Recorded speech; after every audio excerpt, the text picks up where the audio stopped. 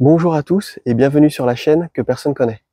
Je suis sûr que vous êtes déjà demandé comment font les influenceurs jardinage et potagistes pour toujours réussir à avoir d'excellents résultats dans leur potager, comme par exemple cette magnifique tomate ananas, malgré que certaines années il y ait des conditions vraiment horribles au niveau climatique et qu'il y ait des attaques de maladies.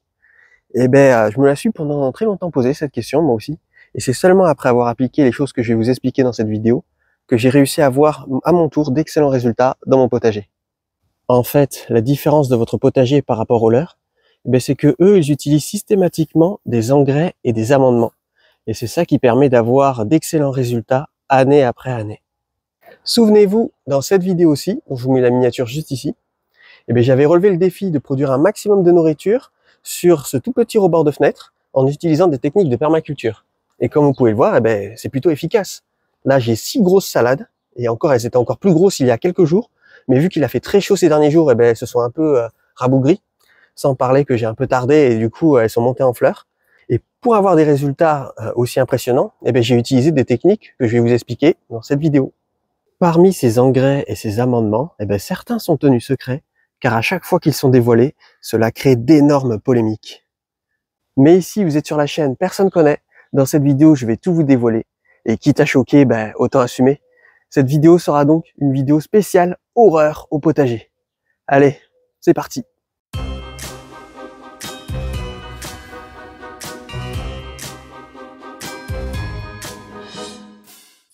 Vous l'avez compris, dans cette vidéo, on va parler engrais et amendements. Je vais donc vous montrer comment remplacer les engrais et les amendements chimiques que l'on trouve habituellement dans le commerce par des engrais et des amendements bio que vous pouvez réaliser vous-même.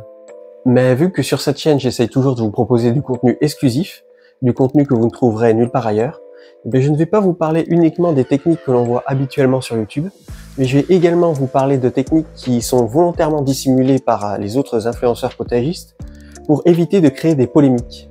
Et quand je parle de polémiques, je ne plaisante pas, car il a suffi que d'un seul influenceur potagiste parle d'un de ces engrais ou amendements que je vais vous présenter dans cette vidéo, pour qu'ils subissent dans les commentaires une déferlante de violence. Je vous mets d'ailleurs un exemple des commentaires qu'il a subi dans son post concernant un de ces engrais et de ces amendements. Vous pouvez mettre pause, mais je vais vous en lire quelques-uns. Quelle honte! J'ai envie de t'insulter toute ta famille.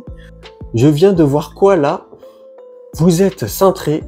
Le monde va mal. Dites-moi que c'est un poisson d'avril, s'il vous plaît. Et il a même fallu l'intervention d'autres influenceurs potagistes pour pouvoir lui venir en aide dans les commentaires, pour expliquer que eux, ça ne les choque pas et que eux également, ils utilisent ce type d'engrais ou d'amendement. Si mon contenu vous plaît, vous pouvez pour me soutenir vous abonner ou liker cette vidéo. Je préfère vous dire ça maintenant parce que quand vous allez voir ce que je vais vous préparer dans cette vidéo, je ne sais pas si vous allez réussir à tenir jusqu'au bout. Du coup, dans cette vidéo, je vais vous présenter des engrais et des amendements en vous montrant comment les fabriquer et comment les utiliser au potager. Et bien entendu, je vais y aller crescendo, c'est-à-dire que je vais y aller des plus connus et les moins pires, jusqu'aux plus inconnus et les plus hardcore. Comme ça, si jamais vous êtes choqué par un des engrais et des amendements que je vais vous présenter dans cette vidéo, vous pouvez toujours couper la vidéo à ce moment-là pour éviter de tomber sur encore pire. Pour commencer, on va définir ce que c'est un engrais et un amendement. Alors un engrais, en fait, c'est un produit qui se transforme directement en élément nutritif pour la plante et donc qui est assimilable très rapidement par la plante. Tandis qu'un amendement, c'est un produit qui enrichit durablement le sol dans lequel les plantes poussent, mais qui met du temps à se décomposer. Et donc ce n'est pas efficace tout de suite dans l'immédiat. Voici le premier produit que je vais vous présenter dans cette vidéo. Il est assez connu, c'est un engrais, et il s'agit du purin d'ortie. Alors pour réaliser du purin d'ortie, c'est assez simple. Il suffit de cueillir de l'ortie et de le laisser macérer dans de l'eau. Et il faut attendre qu'il y ait une odeur nauséabonde qui s'en échappe. Ça veut dire que là, l'ortie se sera bien décomposée. Et après, il suffira de mélanger le purin d'ortie à l'eau d'arrosage et d'arroser ses plantes avec. Alors personnellement, le purin d'ortie, je trouve que c'est un peu surcoté de nos jours. C'est-à-dire que je n'ai jamais eu de résultat flagrant avec. Je vais plutôt vous montrer une technique que moi j'utilise pour fabriquer mon propre purin. Ma technique personnelle pour fabriquer mon propre purin, je mets de l'eau, je mets un fond d'eau dans l'arrosoir. Voilà, pas besoin d'en mettre plus. Ensuite, je mets à l'intérieur des plantes que je désherbe dans mon potager. Vous voyez, hop. à l'intérieur de l'arrosoir. Une fois que mon arrosoir est bien plein de mauvaises herbes, eh bien, je mets mon arrosoir à l'ombre, le temps que mes plantes se décomposent bien. Une fois qu'une odeur nauséabonde en sort, je mets mon arrosoir sous le récupérateur d'eau et je remplis le reste avec de l'eau de pluie. Et une fois que c'est fait, eh bien, j'arrose mes plantes avec.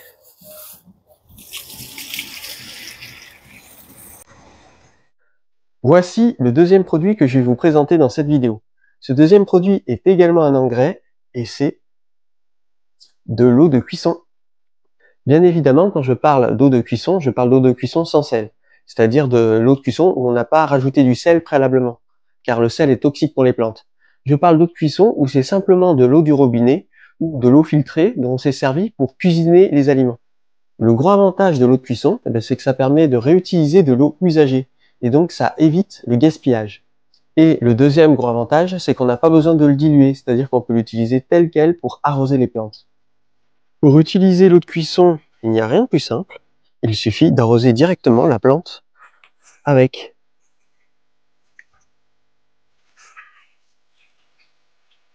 Voici le troisième produit que je vais vous présenter dans cette vidéo. Cette fois-ci, il ne s'agit pas d'un engrais, mais c'est un amendement. Il s'agit des déchets végétaux. Quand je parle de déchets végétaux, je parle bien évidemment de tous les déchets végétaux, c'est-à-dire qu'il s'agisse de paille, qu'il s'agisse de foin ou qu'il s'agisse de feuilles mortes, voire de tonte de gazon.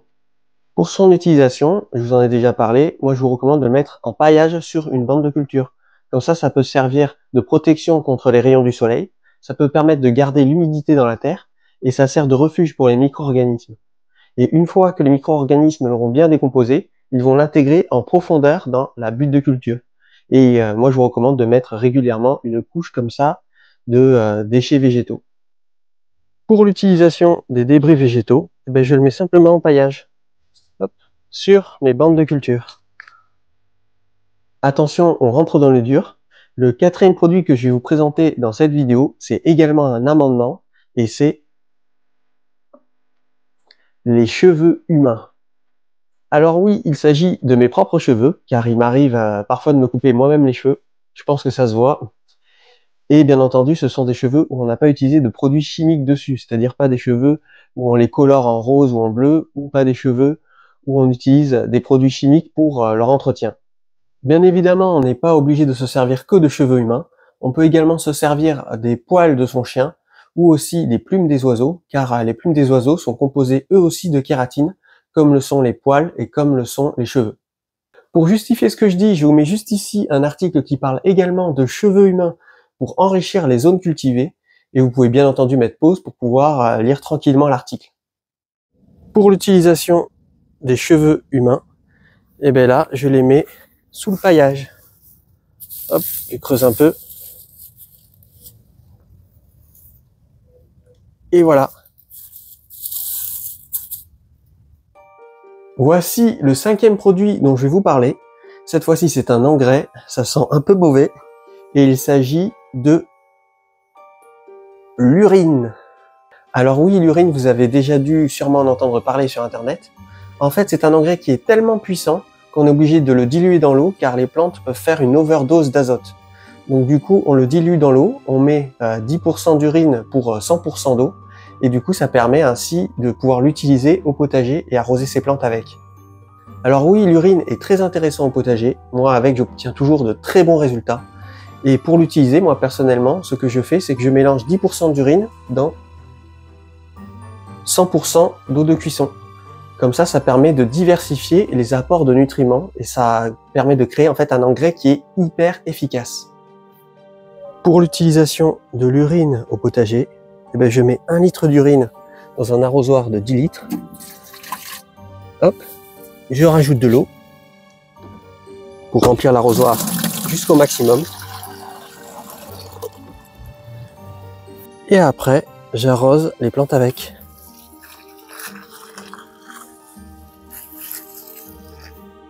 Alors attention, on va commencer à rentrer petit à petit dans le hardcore. Alors le sixième produit que je vais vous présenter dans cette vidéo, cette fois-ci ce n'est pas un engrais, mais c'est un amendement. Et ce produit, c'est les ongles de pied. Vous m'avez obligé pour cette vidéo à récolter mes ongles de pied. Comme ça, vous pouvez voir à quel point je me donne pour cette chaîne. Bien évidemment, je ne parle pas que des ongles des pieds, je parle aussi des ongles tout court. En fait, on peut les utiliser à condition qu'il n'y ait pas de vernis ou d'autres produits dessus. D'ailleurs, les cornes d'animaux sont composées exactement des mêmes éléments que vos ongles et vous pouvez les acheter réduits en paillettes dans le commerce pour pouvoir enrichir vos zones de culture. Pour l'utilisation des ongles de pied, je le mets sous le paillage de ma bande de culture. Hop. Et voilà. Alors le 7e produit que je vais vous présenter, c'est cette fois-ci un amendement et c'est les excréments. Alors je vous rassure, ce ne sont pas des vrais excréments, en fait c'est un morceau de terre de chez moi, pour vous montrer à quel point ma terre est argileuse, mais ce n'est pas des vrais excréments, je ne vais pas vous montrer des excréments comme ça sur YouTube. Alors attention, je ne vous recommande pas d'utiliser directement les excréments dans votre potager. Je vous recommande plutôt de le mettre quelque part ailleurs dans votre jardin pour qu'il puisse se décomposer tranquillement. Et une fois qu'il est bien composté et que tous les éléments pathogènes se sont décomposés, on peut l'utiliser au potager. Donc pour les légumes racines, je vous recommande de le laisser composter au moins 1 an grand minimum. Et pour les légumes qui ont tendance à pousser de façon aérienne, c'est-à-dire comme les tomates ou les concombres, là, au bout de 3 mois, vous pouvez l'utiliser au potager. N'allez pas me planter des carottes directement là-dedans, hein. Tous les excréments sont très utiles au potager, comme par exemple les fientes des poules, le fumier de cheval ou vos propres toilettes sèches. Par contre, si vous utilisez vos toilettes sèches, vérifiez que les personnes qui les utilisent et vous-même ne prennent pas de traitement lourd avec des antibiotiques ou d'autres médicaments, que ça ne se retrouve pas dans vos zones de culture. Pour l'utilisation des excréments au jardin, je mets l'excrément dans un trou de compostage. La technique du trou de compostage, je l'ai appelée la terra blédard. J'ai fait une vidéo dessus si vous voulez. Le 8e produit que je vais vous présenter est cette fois-ci un engrais. Et je suis sûr que vous êtes en train de vous poser la question, qu'est-ce qui peut être pire que les cheveux humains, que les excréments ou que les ongles des pieds? Me sous-estimez pas parce que là je vous ai dégoté un sacré truc. D'ailleurs, la plupart des commentaires que je vous ai montrés en début de cette vidéo, ils viennent d'un article d'un influenceur potagiste qui parlait justement de cet engrais-là. Donc, accrochez-vous bien. Et cet engrais, c'est le sang des règles de femmes. Alors oui, vous ne rêvez pas, le sang de règles est bien utilisé par les jardiniers en permaculture. Et vous inquiétez pas, ce que je vous montre ici, ce n'est pas du vrai sang de règles, en fait, c'est du ketchup mélangé à de l'eau. Alors bien entendu, comme tout à l'heure, il faut utiliser du sang de règles de femmes qui ne prennent pas d'antibiotiques ou de lourds traitements médicamenteux. D'ailleurs, même en jardinerie, vous pouvez acheter du sang séché pour enrichir vos zones de culture. Si vous ne me croyez pas, je vous mets un article juste ici de l'utilisation du sang de règles. Et en fait, dans l'article, ils expliquaient que les femmes utilisaient des serviettes hygiéniques réutilisables ou des coupes menstruelles, et qu'en fait, elles l'essoraient dans l'eau pour pouvoir après récupérer le fameux sang de règles. Et on peut l'utiliser sans avoir besoin de le diluer directement dans les zones de culture, au potager. Pour l'utilisation du sang de règles, comme pour l'eau de cuisson, je l'utilise pur, directement, au pied de la plante. Si vous avez réussi à tenir jusqu'ici, mes félicitations. Franchement, vous avez le cœur bien accroché. Maintenant, je suis sûr que vous êtes en train de vous dire, mais qu'est-ce qui va nous sortir maintenant là? Surtout que cette fois-ci, c'est le dernier. C'est le 9e produit que je vais vous présenter dans cette vidéo. Et cette fois-ci, c'est un amendement. Et donc, cet amendement, c'est, attention les yeux, un cadavre.